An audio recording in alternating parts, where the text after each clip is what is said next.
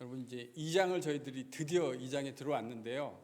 그 1장에 있는 얘기가 뭔지를 좀 썸업하면 좋을 것 같겠다 하는 생각을 합니다. 1장의 얘기가 예수님이 누군가, 그가 하나님의 아들이시다. 즉 이스라엘의 왕이시고 그가 진정한 이스라엘이시다라고 하는 것. 그게 이제 복음이라 그랬습니다. 그래서 그분이 새로운 창조의 나라를 이 땅에 가져오셨다. 그게 이제요, 여러분 1장을 그냥 한마디로 요약한다면 그렇게 요약할 수 있어요. 예수님이 뭘 가져오셨다고요? 새로운 창조의 세상. 예수님이 이 땅에 가져오신 게요, 새로운 창조의 세상이에요. 우린 그게 아직 가시적으로 완성된 것을 보지 못했습니다. 그래서 그것이 얼마나 영광스러운 것인지 상상력을 동원할 수밖에 없는, 근데 그게 실제 하는 것이다. 예수님의 십자가와 부활을 통해서 예수님이 새로운 창조의 세상을 만들었다. 지금 우리가 살고 있는 건 옛 창조의 세상인데 이제 주님이 두 번째로 이미 오셔서 그것이 시작되었고, 두 번째로 오실 때는요, 지금은 이걸 보기 위해서 믿음이 필요해요. 맞죠? 하나님의 나라가, 새 창조의 나라가 이 땅 가운데 임했다고 하는 것을 여러분 알고 보기 위해서는 믿음이 필요합니다. 근데 주님이 두 번째 오실 때는 그것이 얼마나 영광스러운 것인지 알기 위해서 믿음이 필요할까요? 필요하지 않습니다. 그때는 모든 육체가, 예수님을 믿지 않는 사람마저도 그것이 얼마나 영광스러운 것인가를 확인하는데 믿음이 필요하지 않을 거예요. 왜냐하면 눈으로 보게 될 테니까. 이제 오늘 마가복음 2장부터 3장 5절까지는 의미상 하나의 큰 유닛, 단락을 형성하게 되는데, 여기에는요 5개의 예수님과 논쟁하는 이야기가 등장합니다.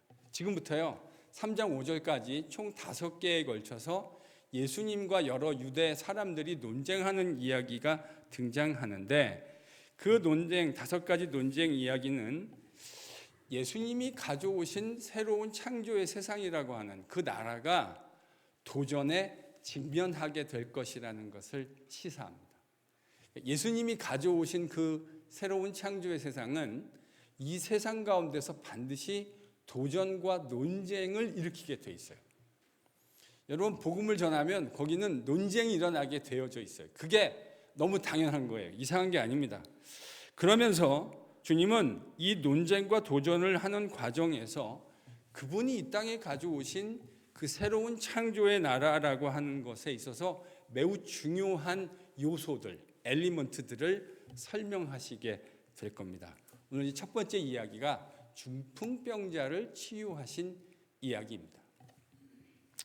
예수님이 갈릴리에서 이 하나님 나라, 새로운 창조의 세상에 대한 이야기를, 사역을 시작하셨어요. 근데 이 예수님 사역이 대단한 인기를 끌었던 것 같습니다.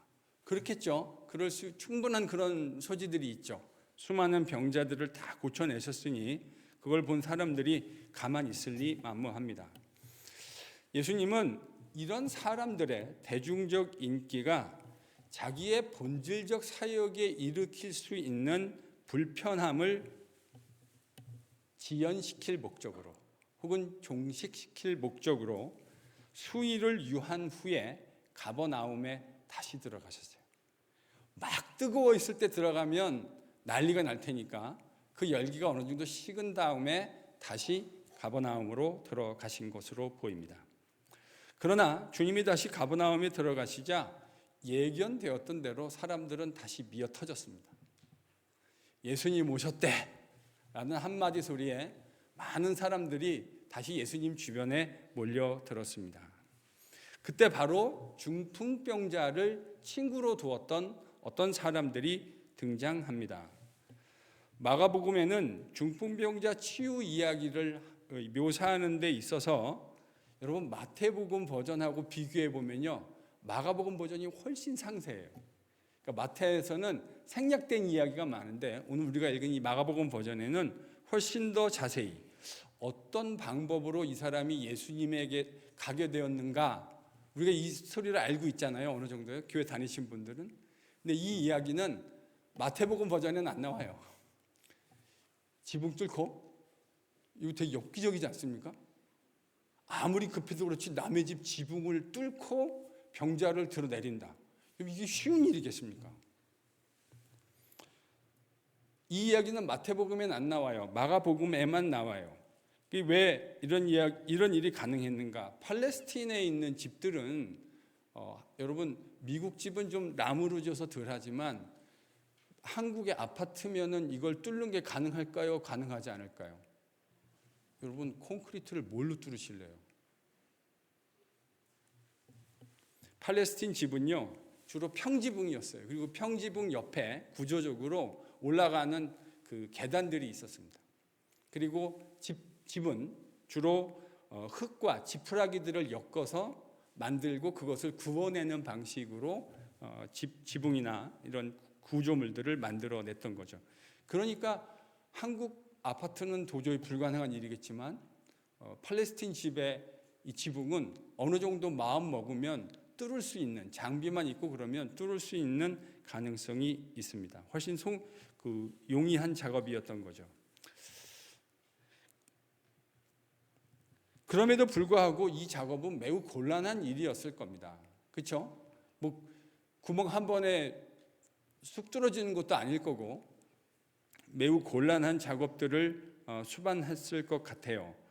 그런데요, 이런 어려움을 감내하고서라도 중풍병자를 예수님 앞으로 보여드리고 그 질병을 치유하겠다고 했던 친구들의 이 믿음이 돋보이는 이야기인 것은 틀림없습니다. 여러분 5절을 같이 한번 읽어보겠습니다. 본문 5절입니다.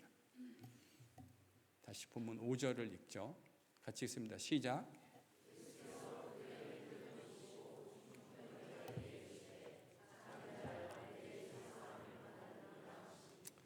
이제 그 5절에서 참 재미난 부분이 있는데 여러분 그들의 믿음을 보시고 이렇게 돼 있어요. 본문에 their faith 믿음인데 그게 누구인지 정확하게 표현되지 않아요. 그들. 여러분 이 그들이라는 게 누구를 말하는 거라고 생각하세요? 문맥 속에서 친구들. 친구들의 믿음을 보시고 그러면 이제 이게 만약에 그 친구들을 가리키는 것이라고 한다면 이건 믿음이 가지고 있는 공동체적인 성격과 중보 기도의 대단함을 이야기할 수 있다. 그렇게 생각합니다. 그렇죠? 그러니까 그 친구들이 그 사람을 데리고 온 그 믿음을 보시고 주님이 지금 이 역사를 일으켜내셨는데 결국 이 말은 믿음이 가지고 있는 공동체적인 성격. 그러니까 믿음을 우리는 이 미국이라는 세계 속에서 사실 뭐 한국도 많이 다르지 않죠. 이제는 되게 개인주의적, 인디비주얼리스틱한 미국은 정말 그런 사회입니다. 상당히 인디비주얼한 사회인데 사실 믿음이라고 하는 건 개인적 측면도 있지만 공동체적 측면이 있어요. 그래서 주님이 주기도문을 가르쳐 주실 때도 뭐라고 그러냐면 하늘에 계신 나의 아버지요 이렇게 하지 않으시고 어떻게 하셨죠? 하늘에 계신 우리 아버지요. 여러분 이 말 속에 벌써 공동체가 전제되어져 있잖아요. 그런 의미일 수 있겠다 생각이 듭니다. 그런데요, 여러분 이 지붕 해체 작업이 간단하게 뭐 1, 2분 안에 될 수 있는 건 아니지 않았겠습니까? 그러면 같이 들것에 실려온 사람의 동의 없이 이런 해체 작업들이 이루어질 수 있겠다고 생각할 수 있을까요? 그래서 저는 이 그들의라고 하는 것이 그 친구들을 당연히 포함하는 거지만 이 안에 실려왔던 중풍병자의 믿음도 있다고 보는 것이 문맥상 더 가능성이 많아 보입니다. 그러니까 예수님은 그 환자를 포함한 친구들의 믿음까지 보시고 중풍병자에게 죄사함을 선포하셨습니다. 여러분 이 에피소드에서 주님이 가져오신 새 창조의 나라의 매우 중요한 요소가 벌써 언급되었습니다. 그건 죄사함과 믿음이라고 하는 요소입니다. 뭐와 뭐요? 죄사함과 믿음. 그러니까 주님이 가져오신 새로운 창조의 세상에 있어서 이 두 개념이 되게 중요해요. 죄사함과 믿음. 그 새 창조의 나라를 누리기 위해서 죄사함과 믿음이 중요하다는 말입니다. 주님은 내 죄사함을 받았느니라 라고 말씀하셨어요. 근데 이 표현이 원문에서는요 수동태로 되어졌어요. 패시브예요. 그러니까 이게 원문을 살려서 번역한다면 이렇게 번역할 수 있을 것 같아요. 너의 죄악들이 용서받았다. 누구에 의해서요? 아니 이 문맥에서 유대인들의 맥락에서 죄 용서를 하는 주체가 누구죠? 하나님입니다. 그러니까 너의 죄악들이 하나님에 의해서 용서받았다. 이게 지금 이제 본문에 있는 표현을 제가 이제 거의 직역한 겁니다. 이게 제가 성경 공부나 우리 금요 집회에서 이미 몇 번 언급했었던 신적인 수동태, divine passive라고 하는 것입니다. 그러니까 이 주체는 에이전트는 당연히 하나님이에요. 죄를 용서해 주시는, 죄를 사해 주시는 분은 하나님이신 게 이게 유대인들의 일반적 어법인데, 근데 무슨 이유에선가 지금 예수님이 이 말씀을 하셨을 때 이 말씀을 듣고 있었던 청자들, 리스너들은 어떻게 생각했냐면 이 죄사함의 주체가 somehow 하나님이 아니라 예수님이라고 그들은 느끼고 생각했던 것 같습니다. 문맥이 그래요. 문맥이 그렇다고요. 주님이 이 말씀을 하시자 일반적인 문맥 안에서는 이것이 하나님이 죄를 용서해 주신 거라고 받아들이는 게 매우 상식적일 것 같은데, 주님의 말씀을 들은 서기관들의 눈에는 예수께서 그 죄사함의 권세를 주장하고 계셨던 것으로 보입니다. 여러분 7절을 같이 읽어볼까요? 왜 그렇게 이야기할 수 있는가? 본문 7절입니다. 본문 7절 같이 읽죠. 시작.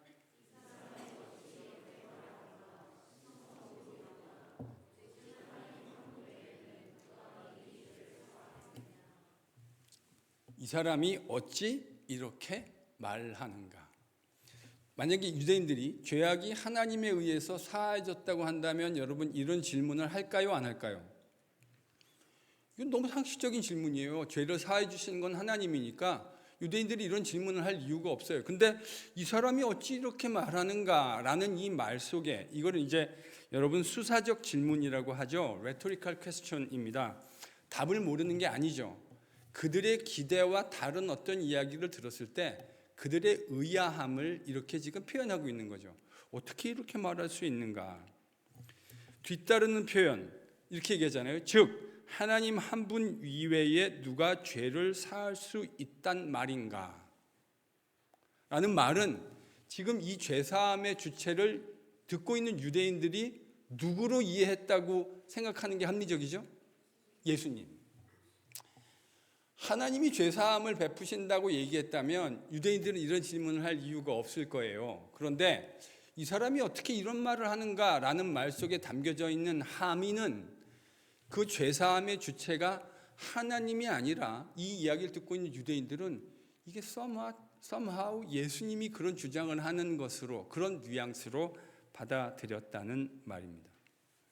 서기관들의 마음의 생각을 알아차린 주님, 그들의 도전에 대해서, 그들이 지금 도전하고 있잖아요.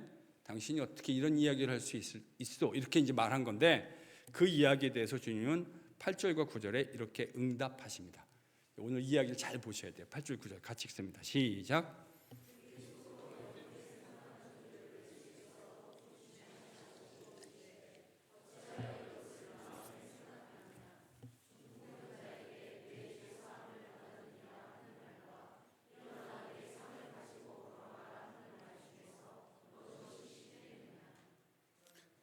여러분 예수님이 지금 질문하셨어요. 뭐라 그랬냐면 중풍병자에게 네 죄사함을 받았다라고 말하는 것과 내 상을 가지고 걸어가라 하는 말 중에 어느 것이 더 쉽겠느냐. 주님 이렇게 이제 물으셨어요.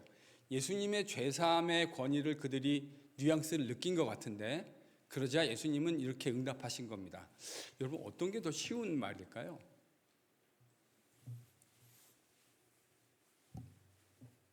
네 상을 가지고 걸어가라 라는 말과 내 죄사함을 받았다. 어느 게 더 쉬운 말이에요? 어느 게 더 어려운 말입니까? 식사 안 하셨어요? 식사는 안 한 것으로 저 하나로 충분합니다. 어떤 말이 더 어려운 말입니까? 네 상을 가지고 걸어가라 하는 말이 상식적 차원에서는 더 어려운 말이 될 겁니다. 그렇죠? 걸어가라 했는데 안 걸어가면 예수님 낭패입니다. 그렇죠? 가지고 걸어가라 했는데 못 걸어가면 예수님 낭패가 되는 거죠. 그건 그 일의 효과가 즉각적으로 일어났는지를 바로 확인할 수 있어요. 그런데 죄사함을 받았다라는 말은 그 말을 했는데 그 효과가 즉각적으로 확인됩니까? 안 됩니까? 안 되죠. 그러니까 어느 게 더 어려운 말이죠? 내 상을 가지고 걸어가라. 이 말이 상식적 차원에서는 더 어려운 말이 될 겁니다. 그리고 내 죄사함을 받았다라는 말이 더 쉬운 말이 될 거예요. 왜냐하면 그거는 말을 했는데 죄사함 받았는지 안 받는지야 현장에서 확인할 수 있는, 리트머스 시험지를 대고 확인하겠습니까? 어떻게 확인하겠습니까? 그거를. 상식적 차원에서는 그렇게 이야기할 수 있을 것 같습니다. 그러나 그럼에도 불구하고 유대인들의 관점에서 주님이 말씀하시는 것 같은 죄사함의 선포란 절대 쉬운 이야기일 수 없습니다.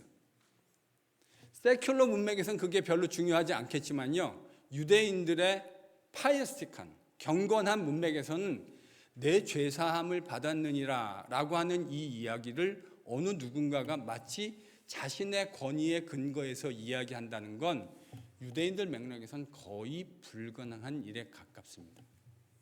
적어도 이렇게 얘기할 수 있는 게 쉬운 일이 아니죠. 그 말이 어떤 파장을 갖고 올는지 경건한 유대인이라면 누구나 상식적으로 알 수 있는 것이기 때문에 그렇습니다.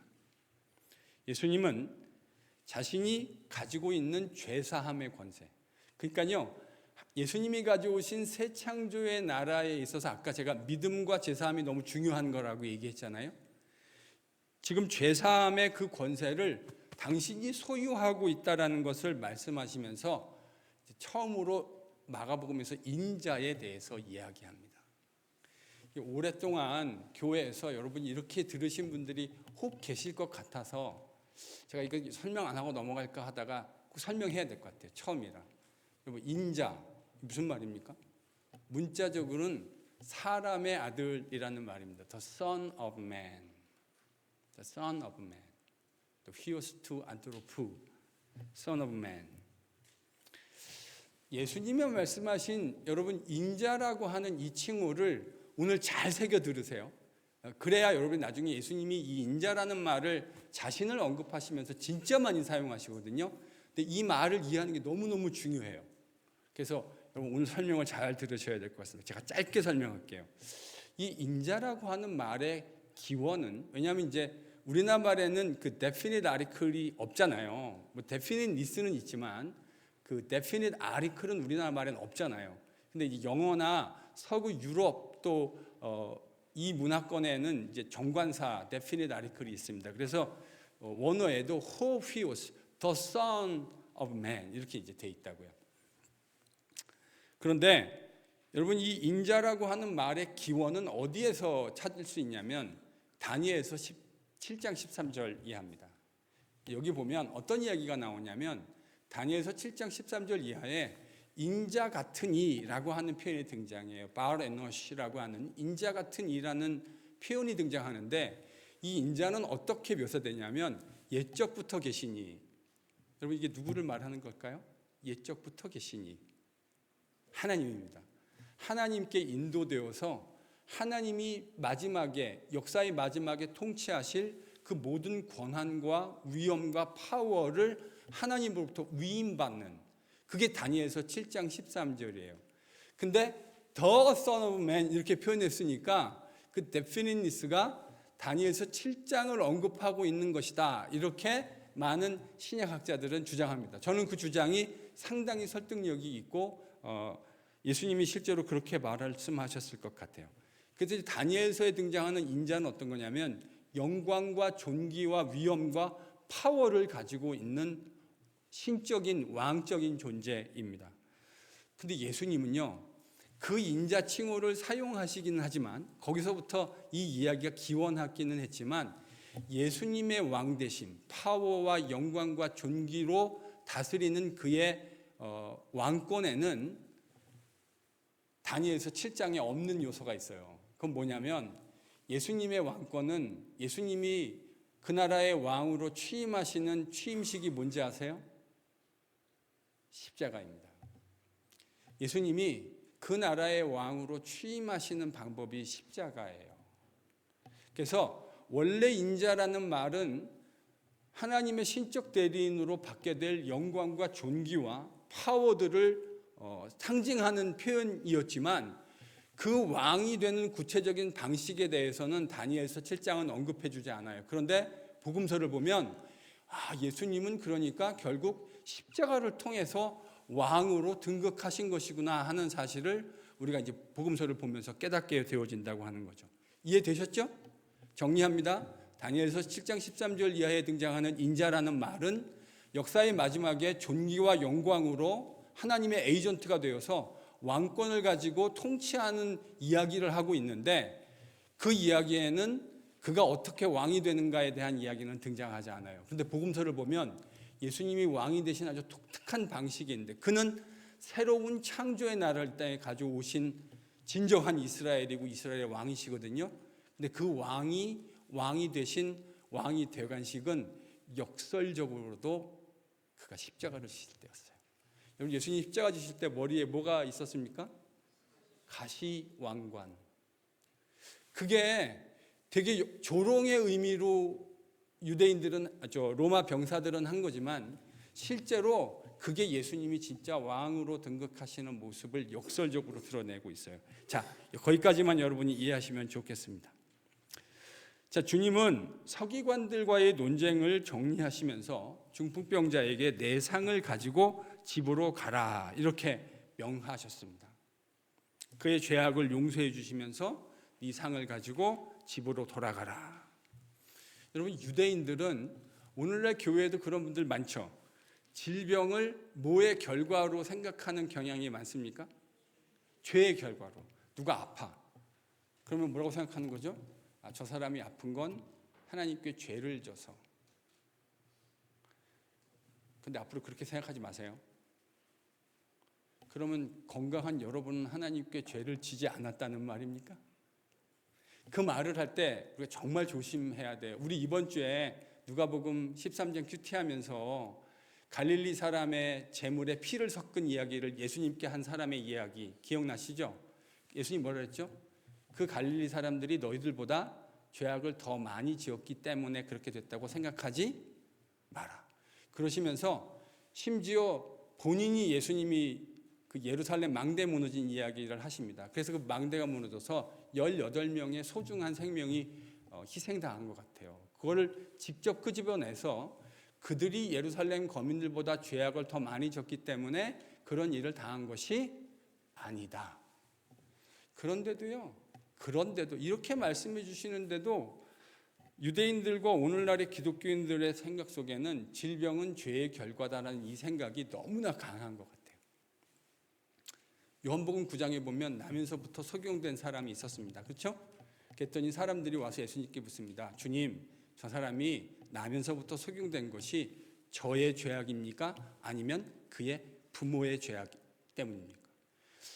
커서 질병이 들었으면 자기 죄 때문이라고 할 텐데 태어날 때부터 소경이었으니 이것이 저의 죄악입니까? 아니면 그의 부모의 죄악입니까? 이렇게 질문한 거죠. 그러니까 이 질문의 전제에는 뭐가 있죠? 그가 소경으로 태어난 건 누군가의 죄악의 결과다. 예수님은 이렇게 말씀하셨어요. 누구의 죄 때문이 아니라 이를 통해서 뭘 드러내시려고요? 하나님의 영광을 드러내시고. 얼마나 관점이 다릅니까? 앞으로 교회 생활하면서요, 고난당하는 어떤 지체들을 보면 제발 이렇게 생각하는 것을 멈추십시오. 저것이 저 사람의 죄악 때문일까? 하고 묵상하는 것을 그치시기를 바랍니다.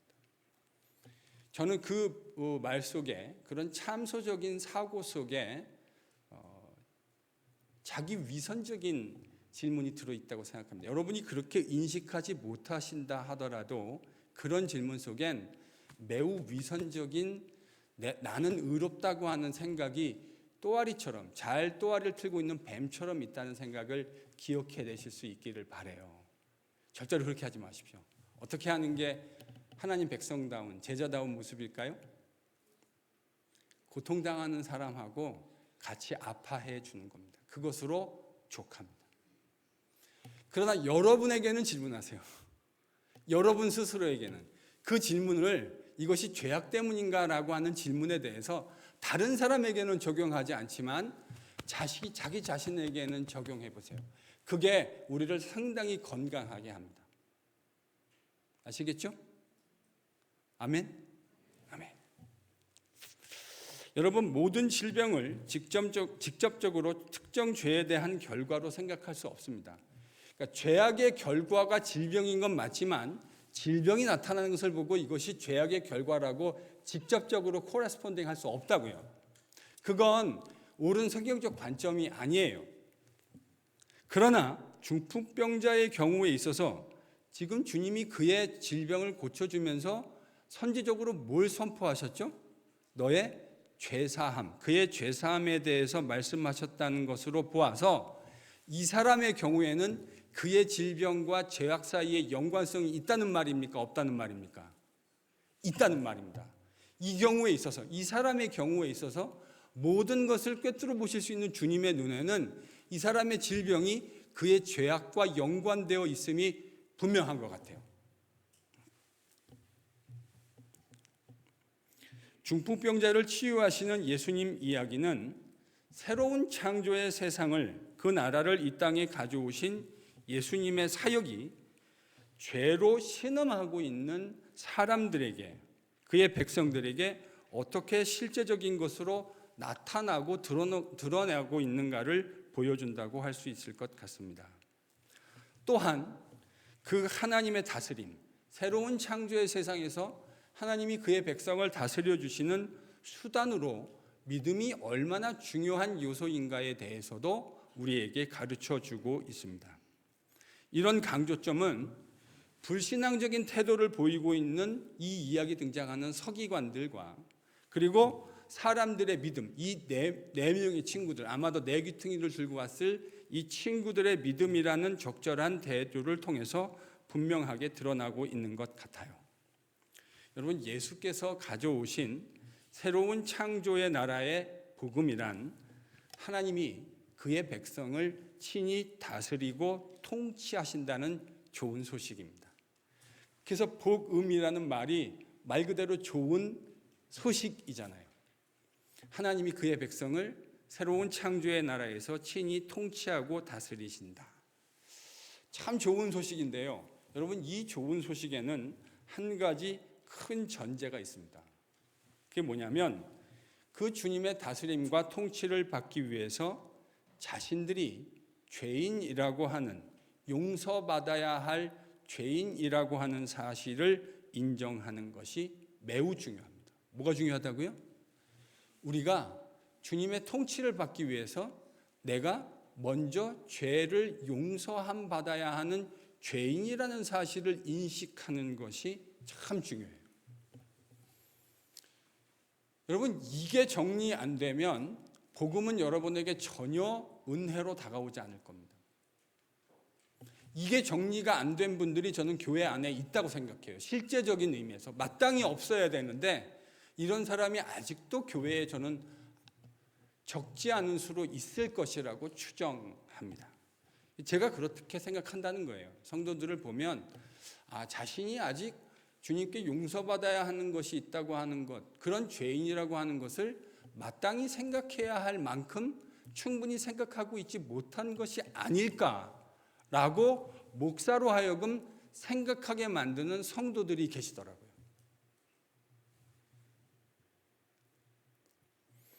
여러분, 이 다스림과 주님의 통치를 받기 위해서 자신들이 죄인이라는 사실을 인정하는 것이 가장 첫 번째 선행되어야 할 일입니다. 주님은 새로운 창조의 나라를 땅에 가져오셨는데 그 나라를 우리가 마땅히 경험하고 누려야 되는데 그 나라를 누림에 있어서 제일 중요한 첫 번째 전제가 뭐라고요? 따라합니다. 내가 죄인이다. 내가 용서함 받아야 하는 죄인이라는 사실을 인정하는 것입니다. 자신이 죄 용서받아야 할 필요가 있는 죄인이라는 사실을 인정하지 않는 곳에 사죄의 은혜는 없습니다. 하나님의 다스림의 통치 영역으로 이전해가는 새 창조의 나라로 우리가 트랜스퍼하기 위해서 가장 중요한 것은 내가 그분의 용서를 받아야 할, 여러분 그 새 창조의 나라는 죄 용서 받지 않는 사람은 들어갈 수 없는 나라입니다. 아멘. 여러분 그 나라에는 내가 죄인인데 그 죄 용서를 받지 않은 사람은 여러분이 어떤 크레덴셜을 들이밀어도 들어갈 수 없어요. 이 사실을 예수님은 요한복음 3장에서 니고데모와의 대화를 통해서 너무나 분명하게 하셨습니다. 그 나라는 인간적인 컨디션에 의해서 들어갈 수 있는 나라가 아니에요. 그 나라는 위로부터 출생하여야, born again 해야만. 그것이 born again 한다는 말이 우리의 죄악이 용서받아야만이라는 말과 같은 말입니다.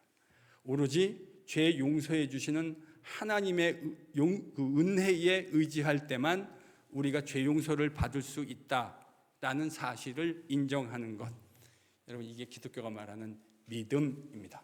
믿어지시는 은혜가 임하기를 바랍니다. 하나님이 허락하시는 새 생명을 허락하신 사람, 새 창조의 세상을 살 수 있는 본어게인한 믿음을 가지고 있는 사람은 이거를 인정하는 것이 전혀 어렵지 않습니다.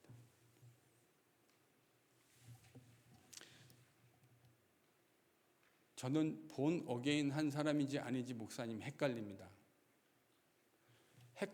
제가 오늘 깔끔하게 정리해 드릴게요. 헷갈리지 않으셔도 돼요. 그게 헷갈리는 사람은요, 본 어게인 안 한 사람일 확률이 높아요. 별거 갖고 다 헷갈리시더라고요. 그거 안 헷갈리셔도 되는 거예요. 그거는 본 어게인 안 하셨을 확률이 높아요. 저는 인간이기 때문에 제가 피리어드를 찍을 수는 없지만 그럴 확률이 높다고 생각합니다.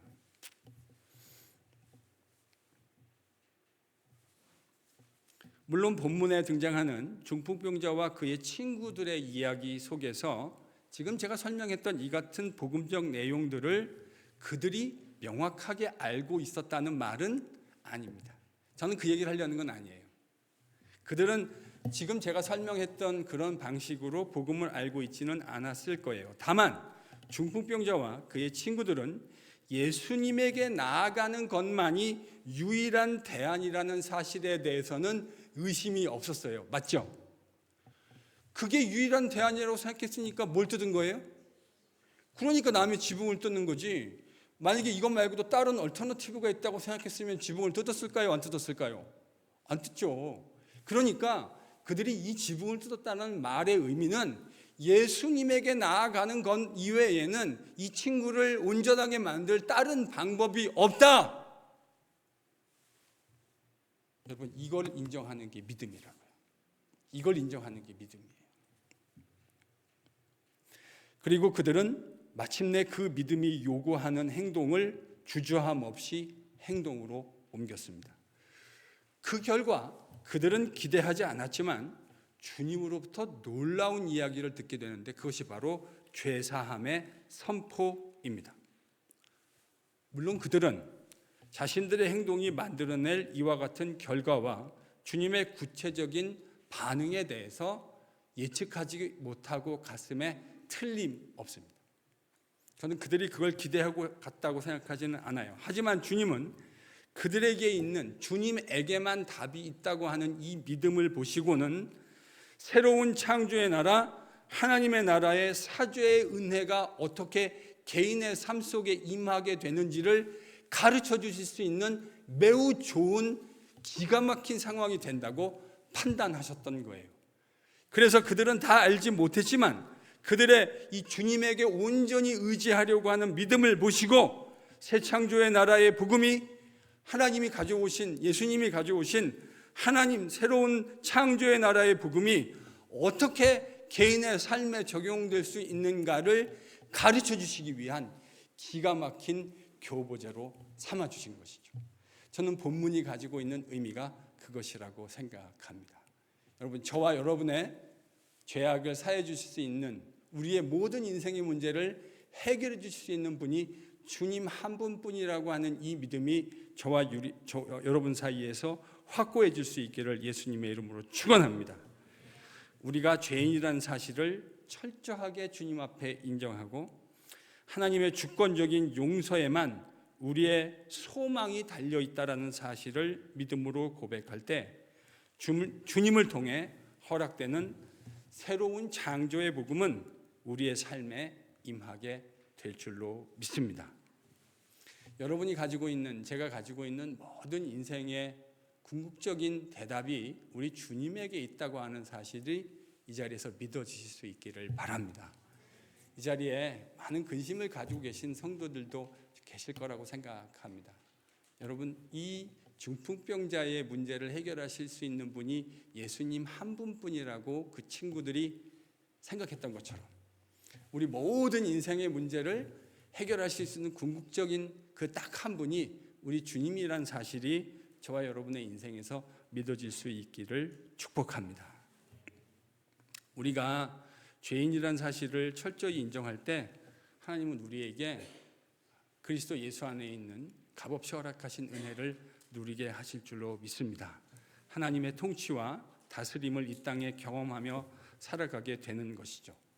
하나님을 아버지와 왕으로 모시고 전능한 왕의 백성과 자녀가 돼서 살아가는 그 놀라운 세상의 축복을 누리게 되는 것입니다. 주님은 중풍병자와 그 친구의 믿음을 보시고는 이 놀라운 원리를 마가복음에서 첫 번째로 그의 대적자들이 그를 대적하는 이 갈등의 문맥 속에서 주님이 가져오신 새로운 창조의 나라를 살아가게 되는 가장 중요한 원리가 무엇인지를, 비록 그들은 그 모든 디멘션을 다 알지 못하고 나아왔을지라도 예수님 한 분에게만 우리의 모든 소망이 달려있다라고 하는 이 단순한 믿음을 보시고 새로운 창조의 나라를 살아가게 되는 놀라운 영적 원리를 마가복음에서 첫 번째로 가르쳐 주시게 된 것입니다.